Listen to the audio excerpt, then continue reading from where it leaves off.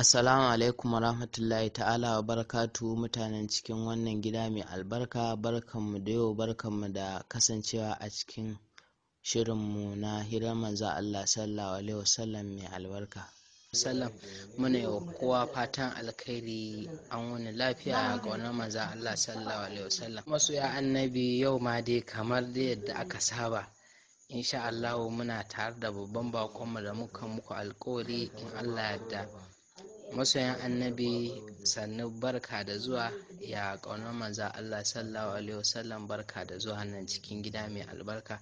Gaskiya mun yi matuƙar farin ciki matuƙa sosai, ba dai abin da za mu ce sai dai Allah ya saka da alkhairi, Allah ya ƙara ƙaunar manza Allah sallallahu alaihi wasallam. To masoyan annabi masu sauraro za su so su ji muryarka, sannan kuma su ji kaɗan daga cikin dai abin da ya shafi rayuwa, sannan kuma sai mu shiga cikin shirin mu gadan-gadan.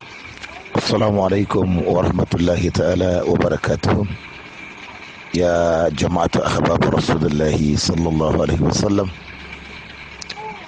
na yi wa dukkanin ɗaukakin jama'atu ahbab rasulullahi maza da mata, yara da manya, sallama irin wacce addinin musulunci manzonmu fiyayye abin kaunar mu ya koya mana, wacce ita ce aminci a gare mu, ta gaisawa da juna ko sallama ga to masha Allah. Kamar da dai sallama, muna kuma neman tsira da amincin Allah su kara tabbata ga ɗaya tilo, wato maulanmu Muhammadu Rasulullahi sallallahu alaihi wasallam. Na ɗaya sunana Alhaji Ibrahim Yahaya, na rayuwa ne a wani ƙauye wanda ake kiransa Lagos. Ni haifaffen jihar Lagos ne a cikin garin Agege, amma ainihin iyayena, mahaifina mutumin Rikadawa ne, mahaifiyata kuma mutuniyar Kwankwasa ce, wacce zama na local government din Madobi kenan baki daya. A takaitaccen rayuwata na yi makaranta da islamiyya da boko duk gaba daya a cikin jihar Lagos. Na kuma taso a cikin kasuwanci, sannan kuma da bibiyar tun daga ƙuruciya. Ba mu da aiki, ko in ce ba ni da wani aiki illa ina ne ake faɗin manzon Allah sallallahu alaihi wasallam, wadda ta zamo irin al'ada ta ce, ko da irin taro na je na gaba manzon Allah ake faɗi ba, sai dai in tashin bar wajen, saboda shi kaɗai ke raya zuciyata. Har Allah isa garin irin yawace na neman manzon Allah sallallahu alaihi wasallam da irin hidindimu zuwa ga manzon Allah sallallahu alaihi wasallam, har Allah izo ya kai mu a cikin kasuwanci da ke yawo. Yau ne kasuwanci na, yau ina wannan gari, gobe ina wancan ƙauye, yau ina wannan gari, gobe ina wancan ƙauye, har Allah isa dorin mu da haduwar babana, ko in ce baban mu baki daya, Maulan mu Sharif Sani Jambulo radiyallahu ta'ala anhu. Muna fata Allah ya da kara masa lafiya da nisan kwana, Allah kuma kada i gaji da shi akan aikin da yake yi wa manzon Allah sallallahu alaihi wasallam. Mu ma kuma Allah ya da karfafan mu, ya da karfafan mu, ya da karfafan mu, ya cika zukatan mu da san Annabi Muhammad sallallahu alaihi wasallam, ya hana mu saba masa, ya zama dukkanin koyi na cikin ɗabi'unsa da irin ma'amalat nasa. Allah idan ka sha a hannun mu, mu ci gaba da yin masoyan annabi, muna godiya, Allah ya saka da alkhairi, Allah tukuici da ƙaunar manzo Allah sallallahu alaihi wasallam. To masoyan annabi, masoya manzo Allah sallallahu alaihi wasallam za su so su ji wasu irin gwalagwalan kalmomi ka shigo man da shi cikin wannan gida mai albarka. Me za ka karar da mu, ko kuma wani irin farin ciki za ka saka mu? To masoyan annabi, muna sauraro. Sallallahu alaihi wasallam. Amin amin amin, san mu amin. To kullum ne ina ganin wani lamari ne guda ɗaya, yan jama'atu mai ta godiya ga Allah. Cikin ayyukanmu mu kasance mafi yawan sa godiya ce, saboda ina da dalilai da yawa da isa nake gaya mana mafi yawan ayyukan da zamu yi mu yan jama'atu godiya ce, saboda wani al'amari ne wanda Allah ya kaga dan a san shi. A'a, wata taska ce wacce Allah yake so ya bayyana ma duniya. A'a, bunƙasa da cika ta Allah yake so ya nuna wa bayi, ya kuma rasa ya ra'ayi ya sanar da bayi. Shine ainihin sallar fitar Muhammadu Rasul. Don muka duba abin da yasa nake cewa mu yi godiyar, kullum in ka lura da mu jama'atu daga kan babanmu ko ina ko da yaushe mu'amalan mu aikin mu ba mu da wani aiki illa faɗin manzon Allah sallallahu alaihi wasallam. Duk da akwai ta bangaren da zan yi nasiha, amma sai na dawo bangaren nasiha tukuna. To wannan tsadaddan da Allah yake ciki, ba na mantawa kaɗan daga cikin wani bawan Allah a cikin zabura wanda mashayin giya ne, ko da yaushe irin ayyuka na asha ike yi, ba kuma irin haka yana samun muna kiran jama'a ko su yi asha bane, a'a sai dan fitar da wasu ababa na bangaren wanda ya zamana cewa abin riko ne. Manzon Allah rikakken riko, ba riko na wasa ba, shine ake yi wa manzon Allah sallallahu alaihi. Wannan bawan Allah ya sha giyansa yayin makil, sai wani bangare daga cikin zabura ya tsinke, ya taho irin yana iska na kada shi, wanda har ya sauka a kirjin wannan bawan Allah. Ya kalla sunan manzon Allah kawai ya kalla a cikin zabura, sai ci kai wannan bawan Allah, wannan mai wannan sunan kawai ya yi min a rayuwata, da Allah sai sa ne zamani da shi, wallahi da na ba Allah da na bi shi. Wannan kalmar ita ce silam da manzon Allah da ya sa Allah ya dube shi da jin kai ya yafe masa. Hanya godiya da nake kara cewa nishadantuwa, ka duba daga kan sha'iranmu, ka duba da dukkanin irin guruf mu, abu ne na burgewa. Ka duba daga kan babanmu, ko zama za ku yi ko gaisa, duk dan jama'a tun daga kan babanmu har zuwa kan mu, bai da wani buri da yake maka. Gaisuwa ce ta 'ya'yan shi ne, ta gida ne, sai ya kaunar ma'aiki sallallahu alaihi wasallam. Allah ya ban mu da shi, Allah ya cika muradi. Ba mu da irin ayyuka banda mu ta gaya ma juna rasulullahi sallallahu alaihi wasallam. Ba kuma rena mu kowa, dama haka aikin yake. Ko a cikin sahabbai wani ya fi wani, kowa kuma kokarin da yake ya za a iya burge dan abdu. To wannan tafiya, wannan abota, wannan yan uwantaka ba dan komai ba, a'a sai a cikin yanayi ko a cikin lamari na sayyidina rasulullahi sallallahu alaihi wasallam. Ai mun cika mu gode ma Allah, mun cika mu gode ma Allah. Ya kai matsayin da ba mu da aikin da ya kamata illa mu gode ma Allah, tsintar kanmu, samun kanmu. Abin da sanake ta cewa mu yi godiya, kar mu manta fa a cikin dangin manzon Allah, a cikin wasu daga cikin baffayansa ne, iyayensa ne, amma kuma mai Allah ya hana su ganin rahama, ya hana su ganin hasken sayyidina rasulullahi, ya hana su su yi hidima ga sayyidina rasulullahi, ya hana su ga cewa a'a wannan wani bawa ne, wani tsoka ce wata Allah yake so ya ji kan duniya da ita, amma wannan rahamar ya gagara. Mu kuma bace mu zo daga baya ba zama da shi, ba yaƙi da shi, ba lokaci da shi, ba ganin duk waɗannan irin ababa, ma'amalatin shi da komai da kodayaushe ake yawan faɗi, ba mu gani ba, ba ma ji, ba mai rayuwa da shi ba, amma mun rike shi kam. Muka zo ta wannan hadisin da yake gaya ma, ina ga sayyidina Umar ne da sauran sahabbai, idan kun tarar da abokai na ku gaida mun da su. Ya rasulullahi, so abokanka ita suna nan zuwa a bayan duniya, mutum ɗaya tal zai iya ba da ransa da abin da i mallaka don ya man gani ɗaya. Wallahi ina iya cewa ba kowa bane illa mu jama'atu ahbabu rasulullahi sallallahu alaihi wasallam. So da mu ne zaka same mu da cikakkiya da zafin kauna da shauki na kauna cikakkiyarta, wacce ba mu ki mu ba mu da ranmu akan sayyidina rasulullahi ba.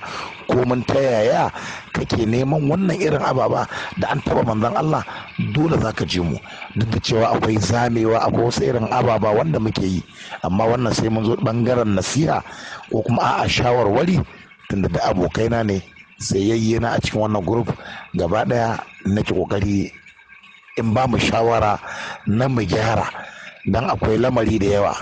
Wani in yana kasuwanci, in bai iya kasuwancin ba sai ga shi da kansa shine silar faduwarsa. Haka a cikin soyayya akwai hanyoyin da muke bi, ina gani, mukan gani wanda muke zamewa, wanda ya kamata muke yi wa junan mu gyara da nasiha. Dan haka kai da ba kowa ba, baka rabu manzon Allah ba, baka zama komai ba, amma Allah ya ɗauki wannan kyauta ya baka ta soyar manzon Allah sallallahu alaihi wasallam, ta yin hidima ko na bege, ko na faɗin wani ababa, ko na tara jama'a, ko cikin mu'amala a cikin manzon Allah, ko a unguwarku ko a garinku ana kiranka da masoyin annabi. Yana da kyau kuma ake ganin ka da mu'amalar da koyi na manzon Allah sallallahu alaihi wasallam. Wannan ya ishe mu babban riba, wanda kullum shauƙinmu da dukiyarmu da lafiyarmu da jikinmu da komai ba mu da aiki da dabaranmu, komai mai muke buri, a'a burin me ya za mu karar da shi a cikin sayyidina rasulullahi sallallahu alaihi wasallam. Shine aikin mu a koda yaushe. wannan ya kai mu gode ma Allah, wanda waɗannan a'a wasu manya-manyan dakaran sahabbai ne waɗanda Allah yake so da rahama. Irin aikin su muka ɗauka muka rike. Mu duba irin su Khalid bin Walid, mu duba irin su Sayyidina Abubakar, su Sayyidina Umar, duka manya-manyan sahabban nan. Wallahi mafi yawan wasu ayyukan daga ciki muna runguma muna yi daga cikinsu, sai kaga cewa jin kai ne, rahama ne, kamar arziki ne. Za ka ga a garin ku a unguwarku sai kaga wasu na da shi kai kuma baka da shi, ba kuma sun fika ko kafi su bane, a'a sai zabi wanda Allah su ya ga dama iso ya azarta. Kai kuma anan sai ka gode ma Allah da arziki na soyayyar manzon Allah sallallahu alaihi wasallam da yi maka, dan babu abin da ta fita, babu ta inda zaka siya ko da kuɗi ko da yanayi. Da za ka ga wani sai ga kamar ya fi kamar taba da daraja, a'a to me yasa kai Allah ya zabe ka yi wa manzon Allah aiki, me yasa ya zabe ka yasa ka a cikin masoya sayyidina rasulullahi sallallahu alaihi wasallam, banda rahama da jin kai. Akwai wani hadisi na manzon Allah sallallahu alaihi wasallam wanda Allah da kansa ne yake tace masoya manzon Allah sallallahu alaihi wasallam, sai sa a cikin soyayyar manzon Allah sai mun yi hakuri dan akwai jarafta mai yawa. Idan muka kalla misali kafin karanta hadisin, mu kalla daga baban mu sai jika annabi, ko da yaushe sidi zagi, kaskanci, tozarci, sharri, wasu ababa wanda ike so makusantarsa su zamo kusan kullum su suke ci masa diddigensa. Wannan duk jarafta ce a cikin karkashin hadisin da nake kokari in karanta mana. Allah yake cewa idan ka buɗe cewa baki kana son abin da Allah yake so, kana son gwallon Allah, kana son rahamar Allah, kana son wanda Allah bai taba halitta irin tasa ba, to ka shiga kishi da Allah. To ina ga cewa ma mu duba iyali wanda yake da mata biyu, ku duba yadda suke kishi akan mazan su, koyo mata ta haukace ta ce za a yi mata amarya. To wannan abin da Allah yake so ne, bai da aiki banda salati gare shi, bai da aiki sai rahamta ma waɗanda suka so shi, bai da aiki sai jin kan wanda suka yi nashi. Yana kau da kai daga dukkanin irin laifi ko wani hali da aka shiga ko aka yi saboda wannan cikakken masoyin nasa. Sai ka tashi ka ce kana son sayyidina rasulullahi sallallahu alaihi wasallam, Allah yake sai na matse ka, sai na maka jarafta da ababa iri daban-daban, bala'o'i iri daban-daban, sai ka dinga shiga cikin su. Ba Allah yana kin ka bane, a'a sai dai yana jaraftar ka i tabbatar da soyayya da kake yi wa sayyidina rasulullahi sallallahu alaihi wasallam.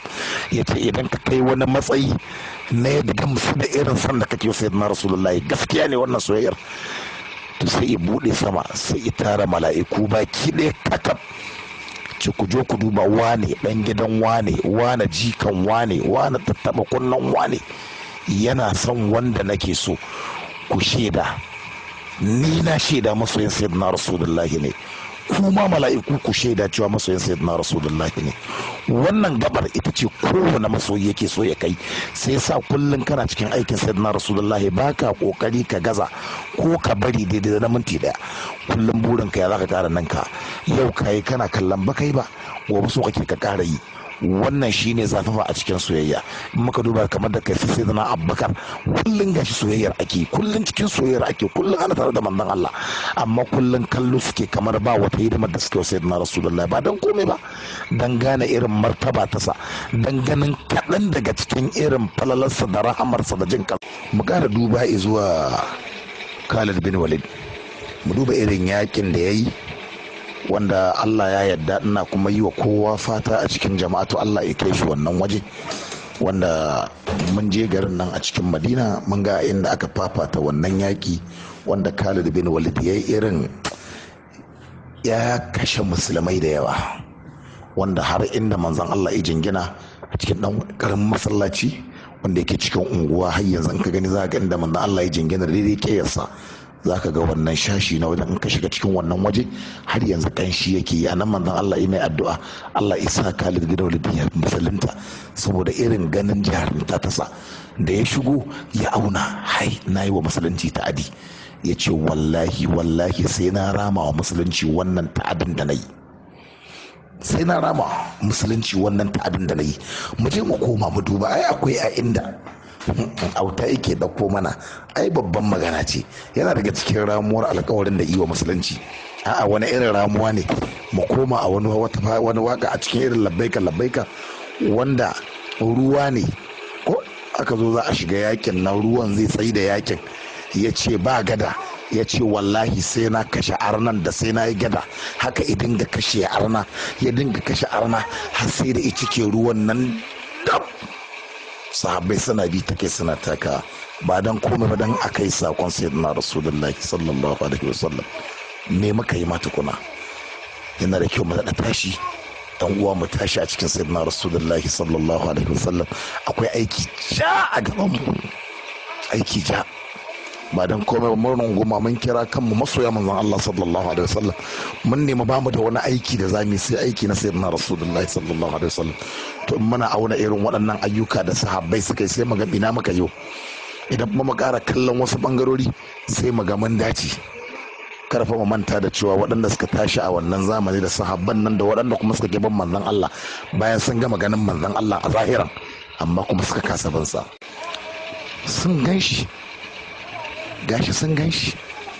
Wasu ma a'a za su ki yadda manzon Allah sai ka mana kaza, ko manzon Allah sai ka yi kaza, kuma ya gama yin kazan su ki bin shi. Wallahi rashin rabo ne. Dan haka wannan har yanzu ina akan kalmar mu ta godiya, ta cewa mu gode da Allah ya zabe mu, ya tattara mu, muke da wata kungiya wacce muke kiran jama'atu ahbabu rasulullahi sallallahu alaihi wasallam. Yanzu kamar ni ne ba yadda zan ce, ba yi na bane, ana kira na national welfare na jama'atu ga baki daya, haka ne.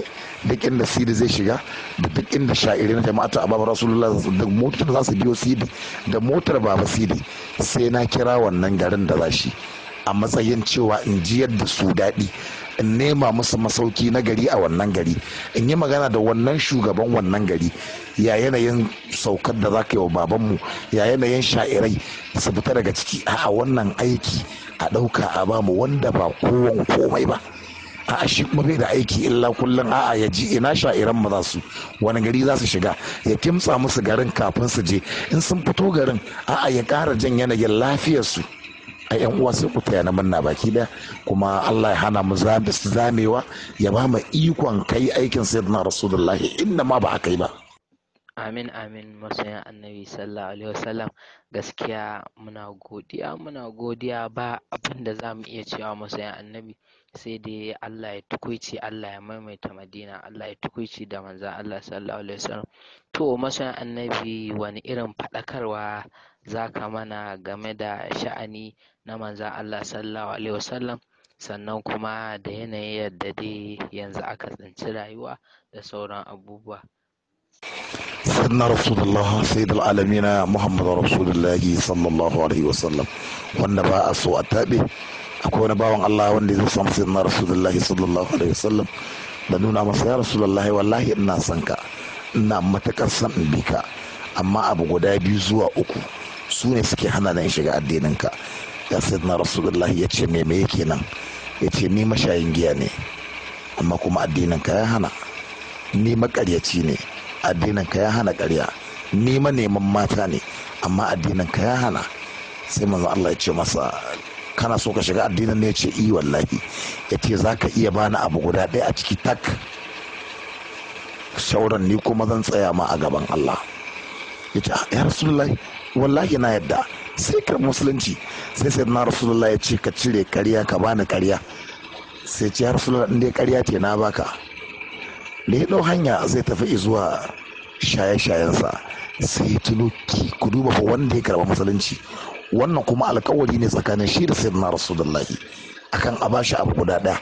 Manzo Allah ya mai alkawari zai tsaya mai akan shauran, kuma wallahi tsaya mai din zai, amma duk da haka sai in nuna mai da cewa ya ɗauki guda ɗaya. Sai ya tuno girman sayyidina rasulullahi, ya ce yanzu na je in sha giyan nan, in na dawo wurin manzo Allah na mai ƙarya ban sha ba, sai ya fasa shan giyar. Haka ma neman matan ya ɗau hanya, ya ƙara tunowa ba zai yi wa manzon Allah ƙarya ba, ya fasa, ya dawo da hikima cikin dabara. Allah manzon Allah ya kwace shi, ya kwace waɗannan mugayen ayyuka a hannunsa. Allah ya bambar sayyidina rasulullah. To masha Allah, alhamdulillah. Bangaren nasiha da zan mana ita ce a kullum baban me yake mana ita. wanda muna zamewa da yawa mu 'yan jama'atu hababu rasulullahi sallallahu alaihi wasallam, wanda haka ake nema, wanda ina gani a kwanaki ma ina ga ko a wannan grup din ne ko a wani grup daban na jama'atu sai da na faɗakar dan ban fiye magana ba, amma muna lura muna kallon abin da kowa ke yi dan me mu ƙara ƙarfafawa, sannan kuma muna gani inda gyara mu gyara. Akwai sirrin ɗabi'u da muke in wasu na turo wasu ababa wanda bai shafi lamarin annabi Muhammad sallallahu alaihi wasallam ba, sai mu sauka daga kan ayyukanmu, sai mu koma ko ana zage-zage a juna ko ana mai da musaya, har a kai matsayin da a cikin wannan mai da musanyan za ka dinga jin wasu na faɗin wasu irin ababa. Wallahi rayuwa ce wannan, kasance shi a cikin irin haka, zo da ɗabi'a kamar da muke ta faɗi ne, mu'amalat na manzon Allah sallallahu alaihi wasallam. In muka duba waɗanda suka shiga musulunci, mafi yawansu ba yaƙi ne shigar da su musulunci ba, ba ƙarfi manzon Allah isa ya shigar da su musulunci ba, wallahi mafi yawan wanda suka shiga da ɗabi'a ce. To mun kira juna mu masoya manzon Allah sallallahu alaihi wasallam, sai wasu kuma suna wasu irin ɗabi'a wacce ba ta shafi addini ba ko irin gocewa. Ya kamata da ɗabi'a irin ta manzan Allah, ɗabi'a irin ta manzan Allah ita ya kamata a gani a tare da mu, da ita ya kamata kai confusion din duk wanda kake so ya sauka daga kan wannan ra'ayi nasu. Mu maulan mu bai saki mafi yawa ba sa iya fahimtar wa'azuzzukan shi ne, saboda mafi yawa sukan kalli cewa maganganunsa akan shi Ibrahim ko ɗaya. Wallahi yana gwada manzan Allah da sauran annabawa ne, sai ifar da shi zakara, sai ifar da shi cikakken gwani wanda Qur'ani ne yake karantawa. Haka Qur'ani yake in ya tashi misalin manzon Allah yana misali da annabawa. To hatta mu a cikin 'yan jama'atu sai kaga irin wannan misalan, irin kallon da 'yan waje suke mana, muna da tabbatar da shi. A'a, ba mulammi yana kin shehu bane, a'a, sai yana kin waɗanda suke mai da shehu Allah, yakan ki waɗanda suke mai da ashewu su ɗau matsayi irin na manzon Allah su bashi, wanda kowa ya sani. Akwai hadisi guda ɗaya wanda manzon Allah sallallahu alaihi wasallam ya ce al'ummata ba taɓa taruwa akan bata ba. Wallahi yau inda maulan mu da jama'atu gaba ɗaya akan bata muke da ta mun bata da babu ita kungiya na ta taso kafin jama'atu. Amma saboda ga ainihin manufar Qur'ani ne da hadisi, tsayuwa akan girman manzon Allah wanda ya wajaba akan kowane musulmi ya yi shi, ya zama dole ya wajaba ne akan kowane musulmi ya yi shi. Waɗanda kuma suka sauka su muke yaka. Me yaka? A'a, da gyara. To akwai irin ababa na ɗabi'a sai a koma, in ka samu grup ɗin na jama'atu komai tattaunawar manzon Allah muke. To amma irin wata maslaha ta faru sai mu bar tattaunawar manzon Allah, sai a ja hankalin mu gaba da 'yan jama'atu mu koma wasu ababa, ko kuma wasu kaga sun samu 'yan wasu ɓangarorin suna zagi, su ma waɗancan suna mai da zagi ga maulan, mu, har wani kaga yana faɗin wasu kalmomi. A'a, wani irin kalmomi ne yake faɗi, har kana kai ne silar kake so yi sabo a halarar sayyidina rasulullahi sallallahu alaihi wasallam, wanda mu manta da ayar da take magana akan waɗanda suke gaban manzon Allah a zaune. Ka san ko menene su waye a gaban manzon Allah a zaune a lokacin? Su sayyidina Abubakar ne, su Umar, su Uthman, su ne ayar take sauka take ce musu ku karyar da daga muryoyinku a gaban manzon Allah sallallahu alaihi wasallam, in ba haka ba zan bata ayyukanku. To kai wani matsayi ka taka, wani aiki kai wa sayyidina rasulullahi? Idan irin su sayyidina Abubakar aya ta sauka akan cewa su daga muryoyinsu a gaban manzon Allah sallallahu alaihi wasallam, ko Allah ya bata ayyukansu. To kai da baka kai wancan matsayin nasu ba, nema kake ka zama cikin ɗan sharar da za a yi na manzon Allah, cikin irin yan babbage-babbagen karshen da za mu shigo bayan irin su sai da na Abubakar khairun nasa sun shige, irin waɗanda za a ƙoƙarin da muke ta yi ke na yadda duniyar ta dauda yanzu. To sai ka kama jaye-jayen musu kai da wani, kai kana zagin shehu, shi kuma yana ƙoƙarin ya taba ko ya nakasu ga sayyidina rasulullahi sallallahu alaihi wasallam. To in musibar ta sauka kai ma sai ta shafe ka. To yana da kyau mu dinga kiyaye irin waɗannan ababa, ya zama na mun shagaltu. In muka samu irin waɗannan mutane, duk waɗannan mutane ba sun kai yahuda wanda sun kai su matsayinsu, to amma ka duba ya manzon Allah ya tayi da su. In ya ganka sai yi maka nasiha, in ya ganka sai yi maka kyauta. Wasu daga ciki sai ga a'a ba kyauta ke da su, a'a sai an yi abu kamar na mu'ujiza, sai yi mu'ujizar. Wani nasiha zai mai, kamar ya nake magana irin waɗannan ababa. Mu duba sahabin da ana ganin Salman al-Farisi shine yake ba da labari, har wannan sahabi ya ji har ya kwadaita da so manzon Allah. To amma shi kuma mutum ne irin wanda sai ya gwada, sai an gwada zai shiga musulunci. Wanda ya zo manzon Allah da wauta da komai, wanda ya zo ce yana son ya ga abu guda uku da hatamin manzon Allah, da kuma sai ya mai wauta, sai ya zo masa da yanayi na jahilci sannan ya musulunta. So yake fusata manzon Allah sallallahu alaihi wasallam.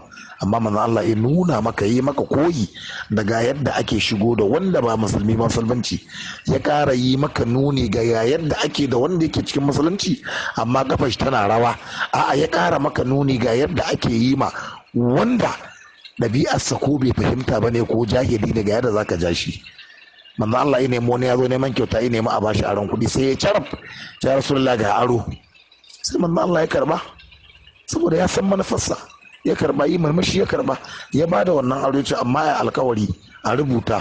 Manzo Allah ya ce lokaci kaza za a biya ka. Ya ce ya yadda.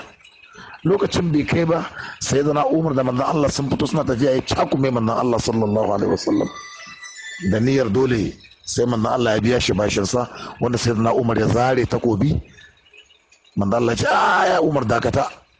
Da manzo Allah yi wannan cakumar bai yi fushi ba, bai ga matsayinsa ba, ga sayyidina Umar ya fushi kuma ya dakatar da sayyidina Umar, ya nuna masa sayyidina Umar a'a ai abokina ne, tunda mun kulla abota a wajen bashi, wannan a ebo abu a bashi, a ebo dabino a bashi dan tsoratarwar da kai masa.